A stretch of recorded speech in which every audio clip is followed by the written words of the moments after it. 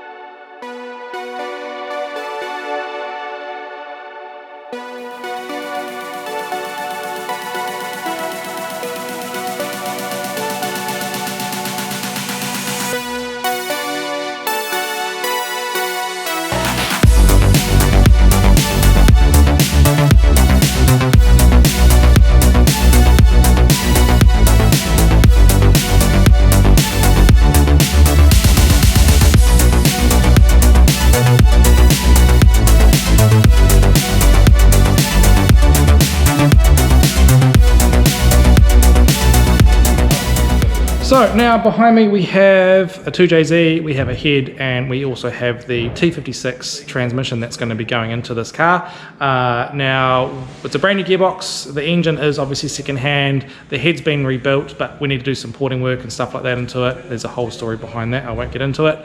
But anyway, let's have a look at what we've got. So we have 2JZ engine, GTE factory turbo from an Aristo. The head has been off it, again, long story, but nothing wrong with the engine, there's nothing wrong, but we had to utilise the head somewhere else. And this is the head that's come back from the engine rebuilders. Now this is going to be checked, redone, whatever. We've got some porting work we need to do to the ports, obviously, that's what it's called, porting. We've got bigger cams coming in, bigger valve springs and all that sort of stuff, so that'll be happening. Now we have a T56 Magnum, I believe. We bought this several years ago. It's brand new, as you can see. It's got a quick time bell housing, internal slave cylinder, etc, etc. This has had some goodies changed inside, so I can't actually remember the details, but it's no longer a standard gearbox. So when we ordered the gearbox, we explained what we were doing.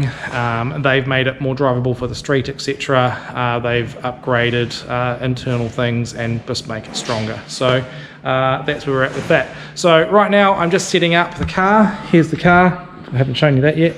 I'm just getting it ready, so I've just given it a quick wipe down so it's not so dirty. And then we're going to get into putting the motor in, but I'll have a quick walk around and show you what we've done. Front end is unchanged, it's all factory. We did have all the front end out of it because we had planned to put something more modern into it. We looked at Supra front end, etc., but it just wasn't going to work. So we've decided to keep the 240Z stuff, but upgrade it to all modern aftermarket stuff. So that'll be coming later.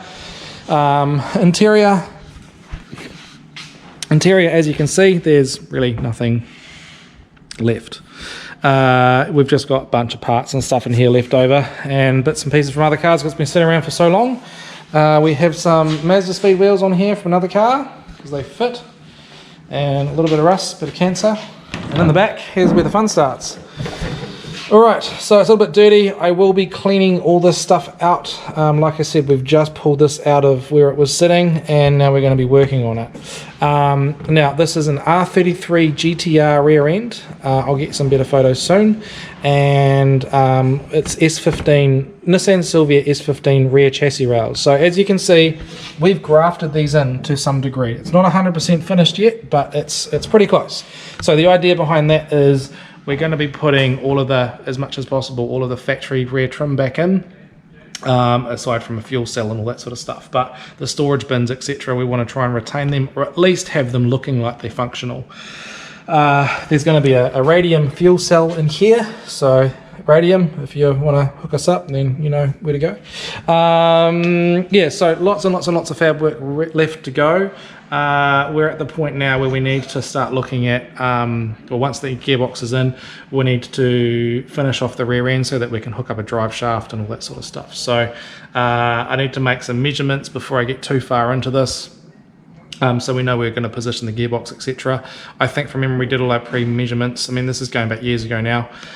We did all our preliminary measurements, so everything should just go into where it needs to be. We've already had the engine in at some point, but without the gearbox.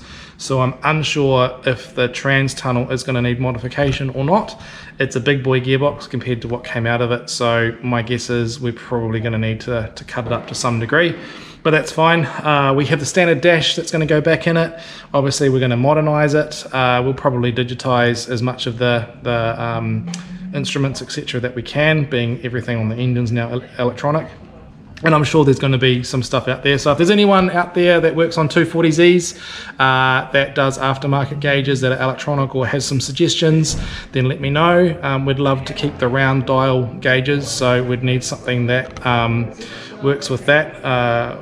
We could put a digital dash in it, but again, it's not going to keep with the... We want the car to look sort of, you know, fairly original from the outside, aside from the massive white guards that are going on it. But yeah, that's another thing. So as you can see, we've already cut out the wheel arches. This sits pretty low, but we needed the wheel travel, so that's where we're at. Anyway, I'm going to stop waffling. I'm going to get on with it. I've got to get everything ready, so I'm just going to do my thing, unbolt what I need to, get everything going, and then we can start ripping into it and getting it done. So I'll catch you in a minute with everything ready to go.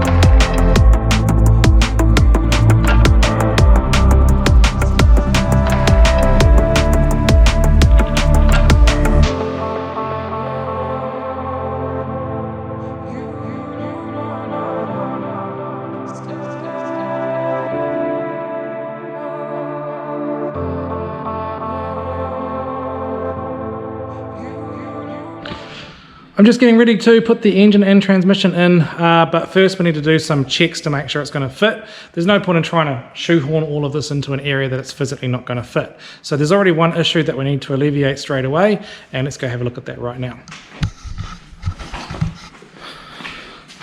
Under here we have the original transmission mounts. Now these aren't going to work for us because this passage is too narrow for the gearbox to go in. Now I have seen an image of a vehicle that had the same gearbox or similar gearbox go in, and they've just trimmed down the edge here.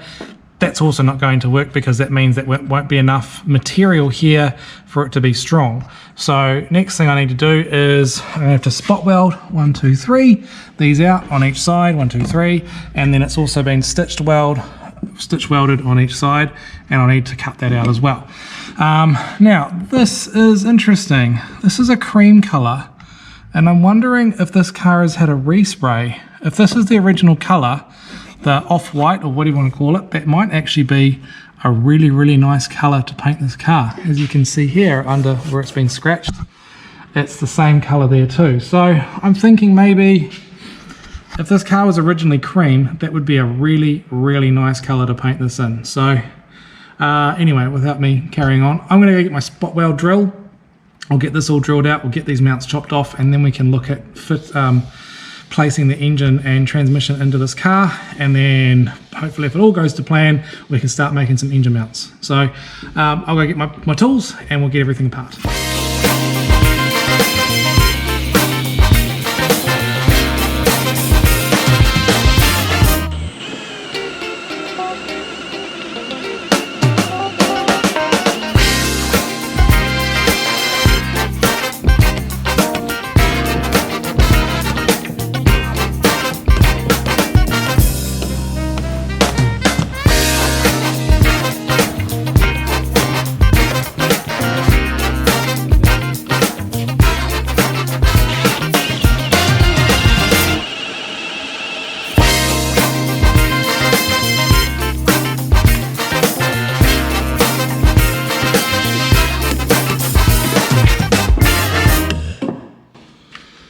Okay, so it's broken. I do need to get that undone, but now I know what to do. So the next step is to get this one done. I can cut these welds off the side and these mounts will just fall off, so you don't need to see that. I'll get that done now and I'll be back in a minute. Now that I've got the trans tunnel opened up, I can now probably fit the gearbox in. We've done a pre-check measurement, so it should be safe to put in there. So right about now, I'm gonna go try and put the engine in the hole for the first time with the transmission, and then we can look at positioning where we want it. Hopefully we can get a good position inside the transmission tunnel for the gear lever, and then we can start fabricating mounts and holding it all in place. So let's go ahead and get that done and see how we get on.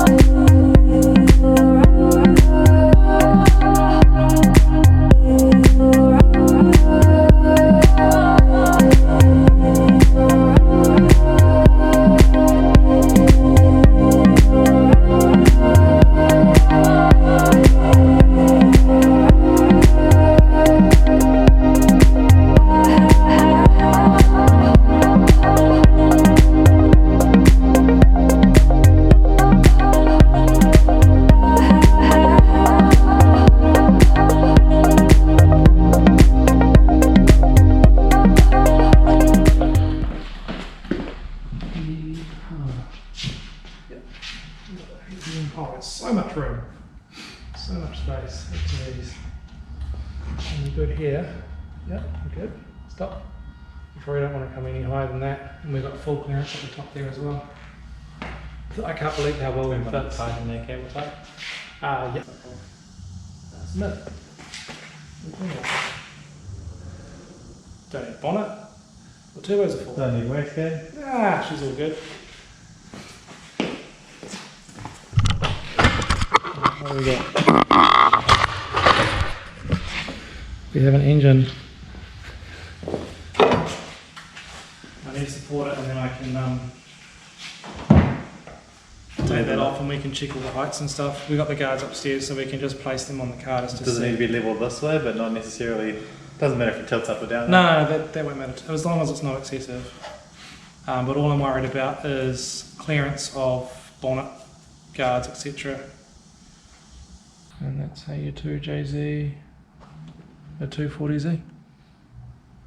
Yeah. 2J all day.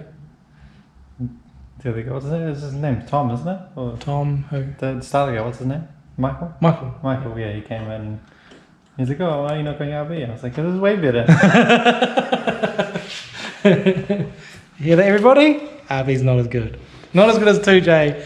I guess the only argument would be like Nissan with Nissan. Oh, totally. Yeah, I get that argument, but at the same time, it doesn't apply with this build. No. So, you know, they're good, strong motors where most of the RBs, they're 30-something years old, the blocks are heat-soaked. You know, it's been explained to me that they're susceptible to cooling passage cracks and all that sort of Same stuff now. with the GTR motors? Yeah, yeah, Like the late model. RBs in general. Yeah, so they're just old engines now. Whereas these, at least these are modern. You know, this is from a the 99 or an early 2000s JZ. It's only done 100,000 Ks. You know, that sort of stuff. So in terms of better bang for money, this is it. You know, put some cams in it. About 15 grand of overnight parts from Australia. We'll get us a 10-second car. Alright, so yeah, we're happy with that. I'm happy with that. That's pretty much us for the day, I think. There's got heaps more to go on this, but tomorrow I'm going to put the guards on it just to check all our heights and everything, because we really, you know, I can put all the covers on and whatnot just to make sure everything's going to clear before I start looking at making mounts. So that's where we're at now. I will probably end up just doing that now actually before I go home. And then tomorrow we can look at starting to make mounts. I may need to modify the cross member, but I'm probably, in all honesty, I'm probably just going to go and make new plates for the engine. And then, yeah, I can make those in-house, I think, if I've got some steel. And then it's pretty much, you know, easy from there. So once we've got engine mounts done, I can do the transmission mounts. And then we can work on the rear end, getting the drive shaft sorted out and everything like that. And it's all pretty much plain sailing from there. So heaps and heaps of fabrication left to go into this, but at least once this is in, we can get that all done and then we can actually start making some real progress. So really happy with today. And I guess we will catch you soon.